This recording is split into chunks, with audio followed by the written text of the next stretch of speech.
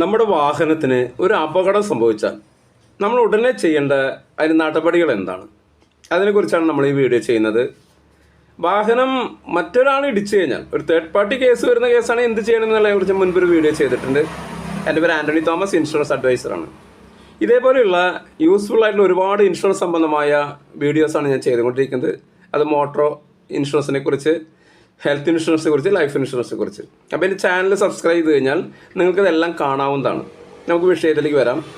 നമ്മുടെ വാഹനത്തിനൊരു അപകടം പറ്റി, അതിൻ്റെ ക്ലെയിം നടപടികൾ എങ്ങനെയാണ്, അതാണ് നമ്മൾ വിശദീകരിക്കുന്നത്. അപകടം പറ്റിയത് വലിയൊരു അപകടമൊക്കെ ആണെങ്കിൽ, ഇത് വലിയൊരു ചിലവ് വരുന്ന 20,000 25,000 മീതെ ചിലവ് വരുന്ന ഒരു ക്ലെയിം ആണെങ്കിൽ നിങ്ങൾ ഉടനെ തന്നെ നിങ്ങളുടെ ഒന്നുകിൽ നിങ്ങളുടെ ഏജൻറ്റായിട്ട് ബന്ധപ്പെടുക, അല്ലെങ്കിൽ ഇൻഷുറൻസ് കമ്പനിയായിട്ട് ബന്ധപ്പെടുക. ഇനി പോലീസ് സ്റ്റേഷനിൽ അറിയിക്കാൻ പറ്റി പോലീസ് സ്റ്റേഷനിൽ അറിയിക്കാം. ഇനി അതെല്ലാം നമുക്ക് ചെറിയൊരു അല്ലെങ്കിൽ ഇതിന് സൗകര്യപ്പെടുന്നൊരു സാഹചര്യമല്ല, അതായത് വിളിച്ച് കിട്ടാനുള്ള സംവിധാനമില്ല, അങ്ങനെയുള്ള ക്രിട്ടിക്കൽ സമയമൊക്കെ ആണെങ്കിൽ നിങ്ങൾ ചെയ്യേണ്ടത് ഈ വാഹനത്തിൻ്റെ 4 സൈഡിൽ നിന്ന് നിങ്ങൾ വരെ ഫോട്ടോ എടുക്കുക. കൃത്യമായിട്ട് കാണാവുന്ന, ആ ഏരിയ അടക്കം കാണാവുന്ന രീതിയിലുള്ള 4 ഫോട്ടോ എടുക്കുക. 4, 5, 6 എത്രയായാലും കുഴപ്പമില്ല. അതിൻ്റെ കൂടെ ഒരു വീഡിയോയും കൂടി എടുക്കുക.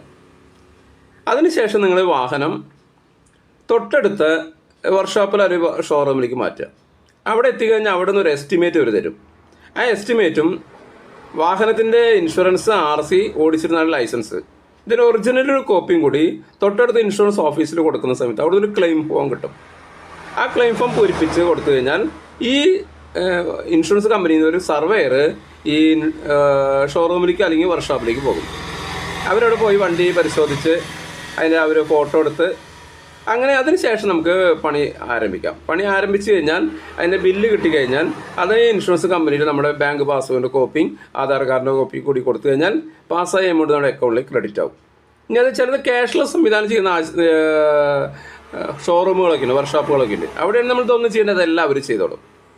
അപ്പോൾ ഇതാണൊരു അപകടം പറ്റിക്കഴിഞ്ഞാൽ, വാഹനത്തിന് അപകടം പറ്റിക്കഴിഞ്ഞാൽ നിങ്ങൾ ചെയ്യേണ്ട പ്രധാനപ്പെട്ട കാര്യങ്ങൾ. ഇനി അതല്ല വലിയ പരിക്കും കാര്യങ്ങളൊക്കെ, ആളുകൾക്ക് പരിക്കും കാര്യങ്ങളൊക്കെ ഉണ്ടെങ്കിൽ നിങ്ങൾ വണ്ടി അവിടുന്ന് എടുക്കാൻ പാടില്ല. നിങ്ങൾ പോലീസിൽ അറിയിച്ച് FIR ഇട്ടതിന് ശേഷം ഇതൊക്കെ ചെയ്യാൻ പാടുള്ളൂ. ഇതേപോലെയുള്ള വീഡിയോസ് നിങ്ങൾക്ക് കാണുവാനായിട്ട് നിങ്ങൾ ചാനൽ സബ്സ്ക്രൈബ് ചെയ്യുക. ഞാൻ നിലവിൽ LIC ഏജൻറ്റാണ്, ഹെൽത്ത് ഇൻഷുറൻസ് ഏജൻറ്റാണ്, വാഹന ഇൻഷുറൻസ് ഏജൻറ്റാണ്. ഇൻഷുറൻസ് സംബന്ധമായ എല്ലാ കാര്യങ്ങൾക്കും നിങ്ങൾക്ക് എന്നെ കോൺടാക്റ്റ് ചെയ്യാവുന്നതാണ്.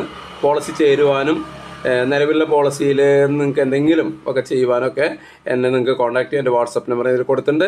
നിങ്ങൾക്ക് എന്തെങ്കിലും ആവശ്യത്തിന് നിങ്ങളുടെ വാട്സപ്പിൽ നിങ്ങളൊരു വോയിസ് ഇട്ടാൽ മതി. വോയിസ് ഇടുന്ന സമയത്ത് നിങ്ങളുടെ പേര്, ഡേറ്റ് ഓഫ് ബർത്ത്, സ്ഥലം, ഈ കാര്യം മെൻഷൻ ചെയ്ത് ഒരു വോയിസ് ഇട്ടാൽ ഞാൻ മറുപടി നൽകുന്നതായിരിക്കും. അപ്പോൾ അടുത്ത